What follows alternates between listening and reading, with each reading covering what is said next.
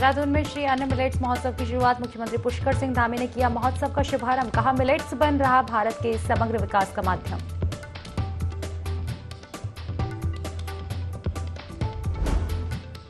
अवैध अतिक्रमण के खिलाफ देहरादून प्रशासन की कार्यवाही। शहर में 5 टीमों ने मिलकर 37 स्थानों से हटाया अतिक्रमण। कई अतिक्रमणकारियों से वसूला जुर्माना।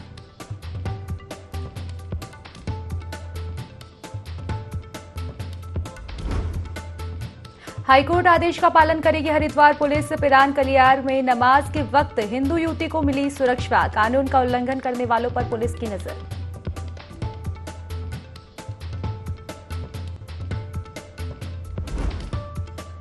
लोहाघाट में खाई में गिरी कार, ब्रेक फेल होने से हुआ हादसा। बाल बाल बचे कार सवार।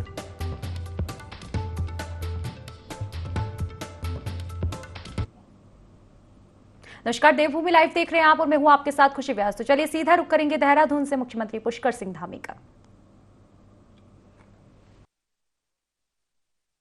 दिव्य कार्यक्रम में आप सबका जो एक विशाल संख्या में आप सब यहां पधारे हैं, मैं अपनी तरफ से आप सबका स्वागत करता हूं, आप सबका अभिनंदन करता हूं। आज का यह आयोजन निश्चित रूप से हमारे श्री अन्न को, जिसको हम अभी तक मोटे अनाज के रूप में प्रचार प्रसार में जानते थे, ये निश्चित रूप से एक मील का पत्थर साबित होगा। भाइयों बहनों, इस तरह के आयोजन से न केवल मोटे अनाजों की खेती को बढ़ावा मिलेगा, बल्कि इससे हमारे किसानों को भी मोटे अनाजों से संबंधित अनेकों अनेक जानकारियां अलग अलग रूप में हमारे जो तमाम अतिथिगण आएंगे, हमारे वैज्ञानिकगण आएंगे, उनके माध्यम से हमको प्राप्त हो सकेंगी। यह आयोजन इसलिए भी महत्वपूर्ण है कि आदरणीय प्रधानमंत्री मोदी जी की पहल पर आज हमारा देश वर्ष 2023 को मिलेट वर्ष के रूप में मना रहा है। भाइयों बहनों, आदरणीय प्रधानमंत्री जी के मार्गदर्शन और दूरदर्शिता के कारण ही आज समस्त विश्व की, समस्त देश इन जो हमारी परंपरागत रूप से, जिसके लिए हमारी खेती भी उपयुक्त होती थी, कम पानी की आवश्यकता पड़ती थी, कम साधनों की और कम संसाधनों की आवश्यकता पड़ती थी, और उसमें श्री अन्न उत्पन्न होता था, इसके महत्व को समझ रहे हैं। ये हमारे लिए बहुत गर्व की बात है कि आदरणीय प्रधानमंत्री मोदी जी के नेतृत्व में भारत के प्रस्ताव और गंभीर प्रयासों के कारण संयुक्त राष्ट्र ने 2023 को मिलेट वर्ष के रूप में घोषित किया है। मुझे पूरा विश्वास है कि श्री अन्न महोत्सव रूपी मंथन से, जो यहाँ पर लगातार 13 तारीख से 16 तारीख तक अनेकों वैज्ञानिकों के, अनेकों जो हमारे जिन्होंने कृषि के क्षेत्र में अनुसंधान किया है, शोध किया है, लगातार काम किया है, उन सब के माध्यम से ये जो अंतर्राष्ट्रीय मिलेट्स वर्ष है, उसके जो उद्देश्य हैं, उसको सफल बनाने में ये अन्न महोत्सव कारगर साबित होगा। श्री अन्न केवल खेती या खाने तक ही सीमित नहीं है। जो लोग भारत की परंपराओं से परिचित है, वो जानते हैं कि हमारे यहाँ किसी के आगे श्री ऐसे ही नहीं जुड़ता है। श्री का अर्थ होता है जहां से श्री आती है, वहां से समृद्धि आती है और समग्रता होती है, और जहां समग्रता होती है वहां हर क्षेत्र में सफलता होती है, हर क्षेत्र में विजय श्री प्राप्त होती है। श्री अन्न निश्चित रूप से ये हमारे भारत का समग्र विकास का जो माध्यम है वो बन रहा है। इससे गांव भी जुड़ा है और गरीब भी जुड़े हैं, और देश का प्रत्येक नागरिक भी इससे जुड़ रहा है। तो चलिए खबरों में आगे बढ़ेंगे, जहां घाघरिया में फूलों की घाटी में पार्क प्रशासन का रैकी दल ने निरीक्षण किया। घाटी में 1 जून से पहले सभी व्यवस्थाओं को दुरुस्त किया जाएगा। आपको बता दें कि विश्व धरोहर वियावान के पैदल रूट्स में ग्लेशियर पसरे हुए हैं। अब इन हिमखंडों के बीच में पार्क प्रशासन घाटी में आने जाने के लिए रास्ता तैयार करवाया जाएगा। वहीं घाटी में इस बार देर तक बर्फबारी होने से फूलों की खेती पर विपरीत प्रभाव पड़ेगा।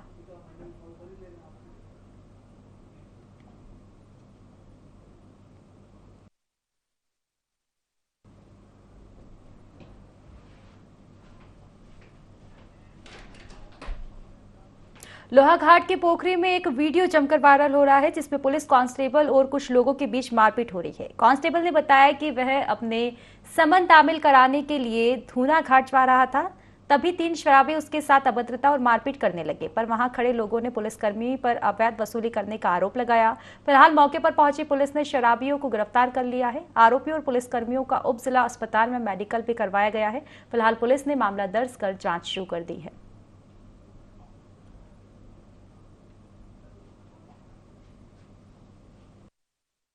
समन तामील में गया था, तो मैं पोखरी के पास पहुंचा तो ये लोग वहाँ पर होटल पे दारू पी रहे थे। तो ठीक है, मैं आगे जा रहा था, इनके द्वारा रोका गया मेरे को। तो ठीक है, मुझे बुलाया गया दुकान पे। उसके बाद इन्होंने मुझे धमकी देने लगे, भाई तू इधर नहीं आएगा। ये थे एक अशोक है, ये क्या कहते हैं, 400 का, इसके द्वारा फिर मुझे गाली गलौज और मेरी वर्दी फाड़ना और मेरे साथ हाथापाई करी। जब उसके बाद जब मैंने अपने बचाव में इनको मारना, मैंने बचाव में मारा, फिर इनके द्वारा वीडियो बनाई गई कि हम तुम्हें फंसाएंगे कि भाई ये हमें मार रहा है और ये हमसे पैसा वसूल रहा है। और उसके बाद ये 2-3 लोग थे, इन्होंने मारा मुझे। थाने में फ़ोन किया, फिर ये 112 आई। उसके बाद फिर इनको हम लेके आए। अभी सोशल मीडिया में एक मारपीट का वीडियो वायरल होने की एक सूचना मिली है। जानकारी से पता चला है कि ये वीडियो लोहाघाट क्षेत्र का था। मेरे द्वारा इसमें तत्काल संज्ञान लेते हुए क्षेत्राधिकारी चंपावत को वहाँ मौके पर भेज दिया गया है। उनके द्वारा विस्तृत जांच की जा रही है। जांच के ऊपर जो भी तथ्य सामने आएंगे उसके अनुसार ही कार्रवाई की जाएगी। देहरादून में प्रशासन कई क्षेत्रों में अतिक्रमण हटाओ अभियान चला रहा है, जिसके तहत प्रशासन की टीम ने 37 जगहों पर अतिक्रमण हटाया। इस दौरान जिलाधिकारी डॉक्टर सोनिका ने कहा कि अतिक्रमण हटाने का काम चल रहा है। इसी के साथ उन्होंने लोगों से अनुरोध भी किया कि वह अभियान में सहयोग करें ताकि फुटपाथ खाली रह सके।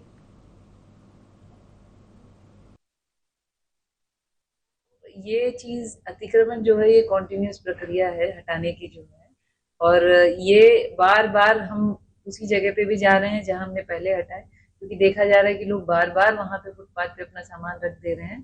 तो मेरी तो अपील ही रहेगी सभी से कि हम लोग जो अपना ये अतिक्रमण का अभियान चला रहा है, उसे चला रखा है, उसको सक्सेसफुल बनाने में हमारा सपोर्ट करें, और पेडेस्ट्रियन के लिए जो फुटपाथ है उसको खाली रखें, जिससे पेडेस्ट्रियन कंफर्टेबली उस पर चल पाए। और साथ ही साथ, क्योंकि सब लोग अभी पेनल्टी लग रही है, उसके बाद कोई विधिक कार्यवाही करनी पड़े, तो मुझे लगता है ये सब म्यूचुअल एक एमिकेबली ये हो जाए कि सब लोग अपना जो फुटपाथ पे सामान है उसको हटा।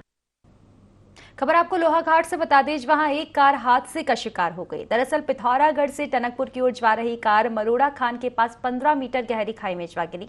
अचानक ब्रेक फेल होने से यह हादसा हुआ। गनीमत यह रही कि पेड़ों में कार जो है जा अटकी, जिससे कार सवार लोग बाल बाल बच गए। सभी को मामूली चोटें आई है। सूचना मिलने पर पुलिस भी मौके पर पहुंची। कुल मिलाकर एक बड़ा हादसा टला है।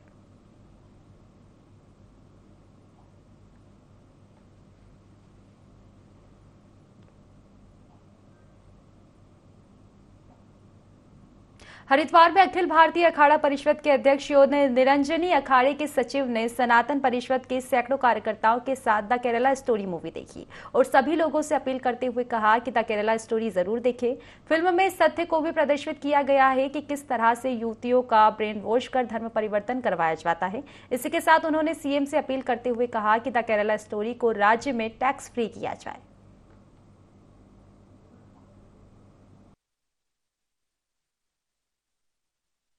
हमारे साथ साधु संत है और पूरी हरिद्वार की जनता है, जितने हमारे हिंदू भाई है, सनातनी भाई है, सभी हम यहाँ फिल्म देखने आए हैं।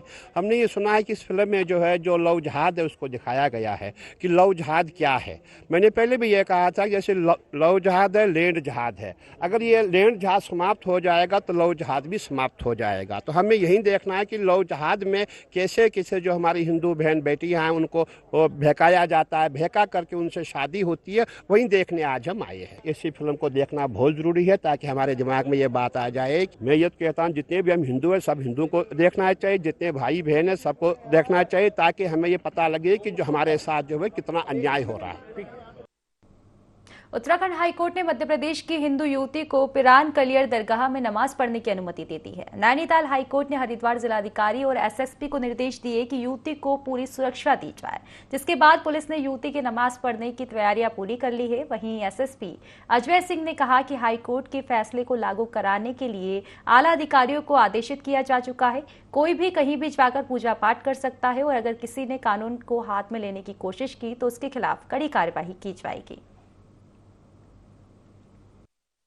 मसूरी से आपको खबर बता दें, वहां एनडीआरएफ की टीम मसूरी रोपवे पहुंची, वहां उन्होंने सुरक्षा व्यवस्था का जायजा लिया। इस बीच उन्होंने मॉक ड्रिल कर आपातकाल में किस प्रकार से लोगों की जान बचाई जाए इसके लिए अभ्यास किया। इस अवसर पर भारत तिब्बत सीमा पुलिस बल और मसूरी पुलिस के जवान मौजूद रहे। आपको बता दें कि पिछले साल रोपवे दुर्घटनाओं के बाद उत्तराखंड में भी रोपवे की सुरक्षा की दृष्टि से एनडीआरएफ की टीम मॉक ड्रिल कर रही है।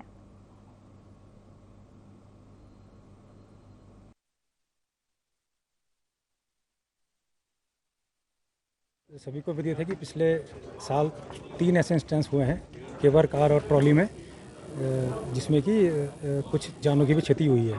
तो इसी के मद्देनजर रखते हुए एनडीआरएफ द्वारा पूरे भारतवर्ष में जगह जगह पर ये जो केबल कार के ऊपर मॉक एक्सरसाइज कराई जा रही है, ताकि हम जो भी केबल कार चालक हैं या जितने भी हमारे पास केबल कार हैं उनकी हम जो प्रिकॉशन दे सके उनको, और क्या उनका सेफ्टी रूल्स है इसको हम जो उनका क्या मैकेनिज्म है उसको हम चेक कर सकते हैं। पिछले कुछ दिनों में ऐसा देखा जा रहा है कि कई बार ऐसा होता है कि जो अपनी रोपवे की ट्रॉली है ये बीच में कहीं फंस जाती है, तो ऐसे में रेस्क्यू करना पड़ जाता है उन लोगों को। तो भविष्य में इस प्रकार की कोई गतिविधि अगर होती है तो उससे किस प्रकार से निपटा जाए या उसको किस प्रकार से हैंडल किया जाए, इसके लिए ये एसडीआरएफ, एनडीआरएफ और आईटीबीपी का और साथ में जो लोकल प्रशासन है तो उनके साथ में मिला हुआ एक मॉक ड्रिल था। ये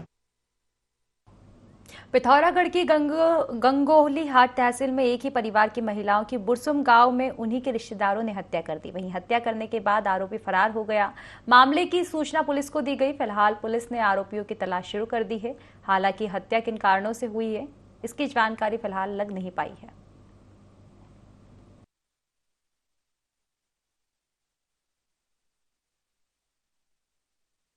रेवेन्यू एरिया में गंगोली हाट क्षेत्र में आज अर्ली मॉर्निंग में फैमिली के डिस्प्यूट को लेते हुए एक व्यक्ति ने अपनी ही फैमिली में 3 महिलाओं का जो है धारदार हथियार से जो है हत्या कर दी गई है, जिसमें त्वरित संज्ञान लेते हुए पुलिस के द्वारा उस मामले को जिलाधिकारी महोदय के माध्यम से ट्रांसफर भी पुलिस को करवाया जा रहा है। और सुबह ही हमारी पुलिस टीम जो थी मौके पे रवाना हो गई थी, जिसमें तीनों का पोस्टमार्टम अभी करवाया जा रहा है। और जो अभियुक्त है वो सुबह से ही फरार है, वो जंगल की ओर भागा हुआ है, जिसमें हमारे द्वारा फोर्स को जो है भेजा गया है और जंगल में उनका सर्च ऑपरेशन जो है पुलिस के द्वारा चलाया जा रहा है। लक्सर में हुई बेमौसम बारिश से अब दिन में गर्मी और रात में ठंड का असर देखने को मिल रहा है, जिससे जिले के लोगों के स्वास्थ्य पर भी असर देखने को मिल रहा है। आए दिन अस्पतालों में खांसी, जुकाम और वायरल बुखार के मामले सामने आ रहे हैं, जिस पर सीएससी प्रभारी डॉक्टर नलिंद असवाल का कहना है कि मौसम में बदलाव की वजह से खांसी, जुकाम, बुखार जैसे केस जो हैं वो सामने आ रहे हैं। ऐसे लोगों की कोविड जांच भी की जा रही है। अगर किसी मरीज में ऐसे लक्षण पाए जाते हैं तो उन्हें अस्पताल में भर्ती करवाया जाएगा।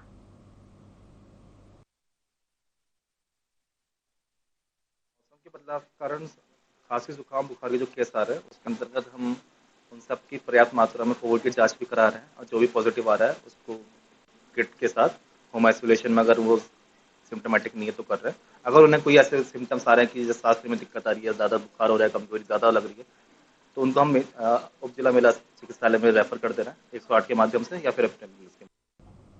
हल्द्वानी में मुखानी थाना पुलिस ने 8 घंटे में ही लूट का खुलासा कर दिया। पुलिस ने आरोपी से चोरी का ऑटो भी बरामद किया है। मामले को लेकर एसपी सिटी हरबंस सिंह ने बताया कि 10 मई को सन्नी कुमार ने थाने में शिकायत दर्ज करवाई थी कि उसने अपना ऑटो किराए पर दिनेश चंद्र को चलाने के लिए दिया था, लेकिन चालक से आरोपी ऑटो लेकर फरार हो गया। पुलिस टीम ने सीसीटीवी के आधार पर आरोपी को गिरफ्तार कर लिया है।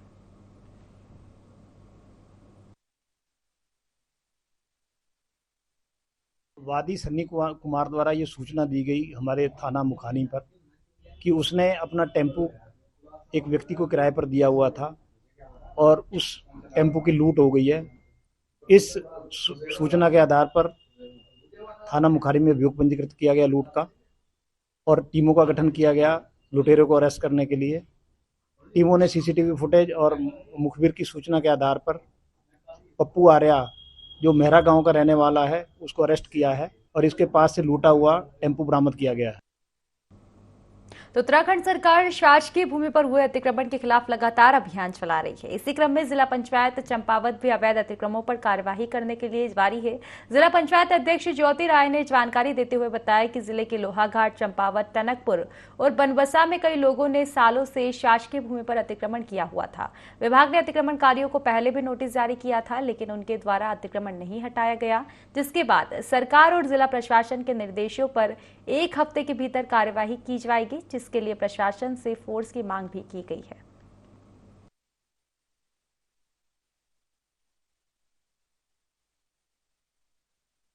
राज्य सरकार पूरे राज्य में अवैध अतिक्रमण के खिलाफ अभियान चला रही है। ठीक उसी प्रकार जिला पंचायत भी जहां जहां जिला पंचायत की भूमि पर अवैध अतिक्रमण किया गया है वहां पे कार्रवाई करने जा रही है।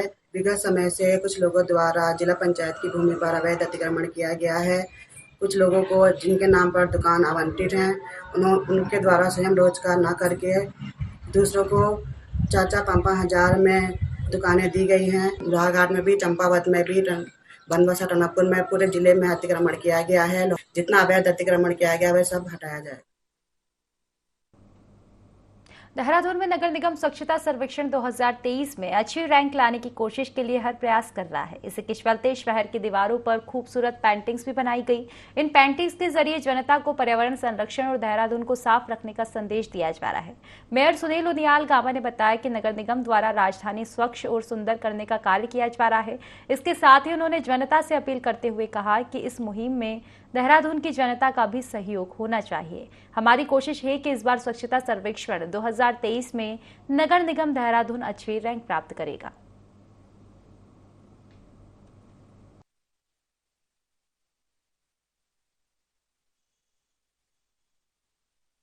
स्वच्छता सर्वेक्षण को लेकर लगातार हम अभियान भी चलाते हैं, लगातार जनता से भी अनुरोध करते हैं स्वच्छता के प्रति वो ये ना समझे कि ये सिर्फ निगम की जिम्मेदारी है, वो ये समझें कि हम सब की सामूहिक जिम्मेदारी है। और इस वर्ष भी हमारा प्रयास है कि स्वच्छता की जो रैंकिंग है देहरादून की 50 से नीचे हमारी रैंकिंग आए। और लगातार जो है नगर निगम अभियान चलाता है और समय समय अभी स्कूल के बच्चे भी यहाँ आए थे, उन्होंने नुक्कड़ नाटक के माध्यम से स्वच्छता के प्रति लोगों को जागरूक करने के जो आज बच्चों के अंदर ये भावना आई है, तो निश्चित रूप से हमारा देहरादून एक दिन जो है जो इंदौर नंबर 1 आता है, देहरादून भी एक दिन जरूर जो है नंबर 1 स्वच्छता के मामले में आएगा।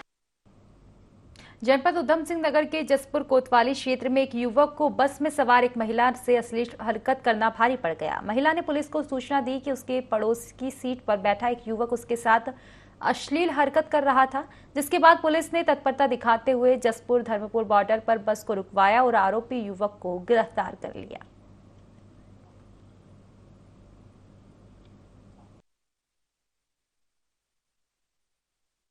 यहाँ जसपुर का मामला है। इसमें जसपुर क्षेत्र में एक आशा कार्यकर्ती हैं जो कि यूपी के बिजनौर में काम करती हैं और daily up down local bus से करती हैं। तो वाक़यात इस प्रकार हुआ कि जब ये परसों वापस आ रही थी तो इनके साथ एक कोई बगल की सीट में एक बैठे थे व्यक्ति और उनके द्वारा इन महिला के साथ चलती बस में छेड़खानी और इस तरह की गाली गलौज वाली बातें की गई। जब महिला ने उन्हें रोका तो अभद्रता भी करी उन्होंने। तो इसी आधार पर महिला ने तत्काल पुलिस को फ़ोन किया और बस धर्मपुर चौकी पर रुकवाने के बाद इसमें पुलिस से इसकी कंप्लेन करी और वाक़यात सही पाए जाने पर इस पर मुकदमा पंजीकृत किया गया है और तत्काल आरोपी को अरेस्ट करके माननीय न्यायालय के समक्ष पेश कर दिया गया है। चमोली में सिखों के पवित्र तीर्थ स्थल हेमकुंड साहिब के कपाट आगामी 20 मई को खोले जाएंगे। इसके साथ ही 20 मई को ही लक्ष्मण मंदिर के कपाट भी खोले जाएंगे। हेमकुंड साहिब यात्रा मार्ग से सेना के जवान युद्ध स्तर पर बर्फ हटाने का काम कर रहे हैं। जिला प्रशासन और हेमकुंड ट्रस्ट यात्रा की तैयारियों में जुट गया है। वहीं प्रशासन और ट्रस्ट के सहयोग से यात्रा सुरक्षित और सुखद हो सके, इसके पूरे प्रयास भी किए जा रहे हैं। जगह जगह व्यापारियों, ढाबा, होटल व्यवसायियों, घोड़े खच्चर वालों को अधिकारी स्तर पर लगातार बैठकें की जा रही है। इस साल की यात्रा एनजीटी के नियमों के तहत की जाएगी।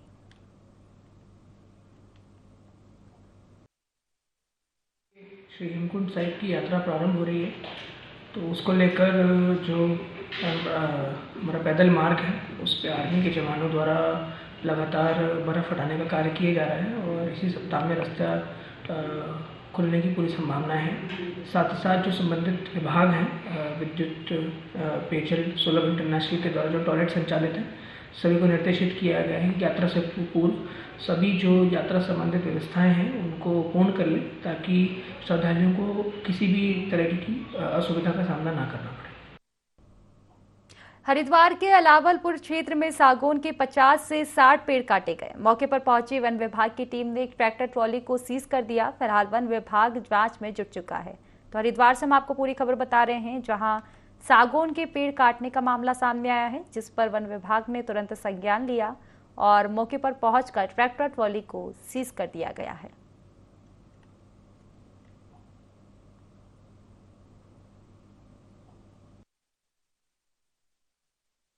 लास्ट सुबह लगभग 9:45 बजे के आसपास हमारे पास सूचना आई और ये अलावलपुर है, ये पथरी क्षेत्र में पड़ता है।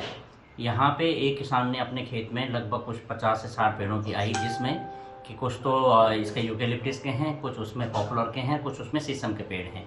हमारी तरफ से तुरंत टीम वहाँ भेज दी गई है। मौके पे हमने एक ट्रैक्टर ट्रॉली को सीज कर दिया गया है और समस्त प्रकार के अभिलेखों की वहाँ पे जाँच की जा रही है। उत्तराखंड के मुख्यमंत्री पुष्कर सिंह धामी खटीमा पहुंचे, जहां उन्होंने अपने निवास पर जनता की समस्याएं सुनी और अधिकारियों को तत्काल समस्या के निराकरण के निर्देश दिए। इसके बाद सीएम धामी रुद्रपुर के लिए रवाना हो गए, जहां वे रेडिसन होटल में उद्योगपतियों के साथ मीटिंग करेंगे।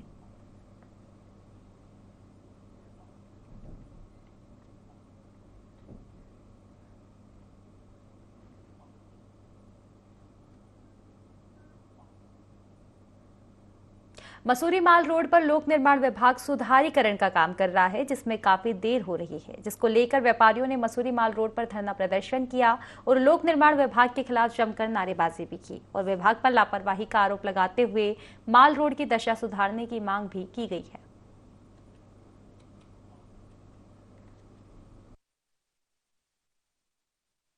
प्रशासन द्वारा ये कहा गया था कि 20 अप्रैल तक रोडों का काम दुरुस्त हो जाएगा, रोडों का रखरखाव हो जाएगा। उसके बाद 30 अप्रैल की डेडलाइन दी गई, पर आज तक कोई भी स्थिति जो देख रहे हैं माल रोड की, चाहे वो किताबघर की हो, चाहे वो खुलड़ी बाजार की हो, लंडौर बाजार की हो, स्थिति दयनीय है। किताबघर में पिछले 3 माह पूर्व काम शुरू हुआ था, आज तक कार्य पूरा नहीं हुआ है। कॉबलिंग के सामग्री के कारण बाजार में जाम लगता है, बाजार में परेशानी होती है, पर ऐसा लगता है कि जिला प्रशासन सो रखा है, ना ही कोई अधिकारी सुनने को तैयार है। हम मसूरी में चक्का जाम और बाजार बंद की एक बड़ी कॉल देंगे, जिससे पूरा का पूरा उत्तराखंड प्रदेश प्रशासन हो या शासन हो, सबको मजबूर हो जाएगा मसूरी में आने के लिए और मसूरी की दुर्दशा को देखने के लिए। लगातार इस सौंदर्यीकरण के नाम पे जो विनाश हो रहा है उसकी ये सुधारीकरण की मांग कर रहा है। पूर्व में भी कांग्रेस कमेटी द्वारा भी एसडीएम को ज्ञापन दिया गया था, लेकिन उसमें भी आज तक कोई कार्रवाई नहीं की गई। आप ये देख रहे हैं कि लगातार शासन प्रशासन सिर्फ समय दे रहा है। पूरी माल रोड की दुर्दशा हो चुकी है। हम विकास विरोधी नहीं हैं, लेकिन विकास का समय सुनिश्चित होना चाहिए, विकास का काम सही समय पर होना चाहिए। आज मसूरी का पर्यटक सीजन शुरू हो चुका है, लेकिन जो यहाँ पर जो पर्यटक आ रहा है वो एक गलत मैसेज लेकर जा रहा है और मसूरी की जो छवि है वो धूमिल हो रही है, जिसकी संपूर्ण जिम्मेदारी शासन प्रशासन की है। जल्द अगर इसमें कोई सुधारीकरण नहीं हुआ तो कांग्रेस पार्टी को एक आंदोलन की मुहिम चलानी पड़ेगी। तो फिलहाल की खास खबरों में बस इतना ही। आप बने रहिए IND24 के साथ। नमस्कार।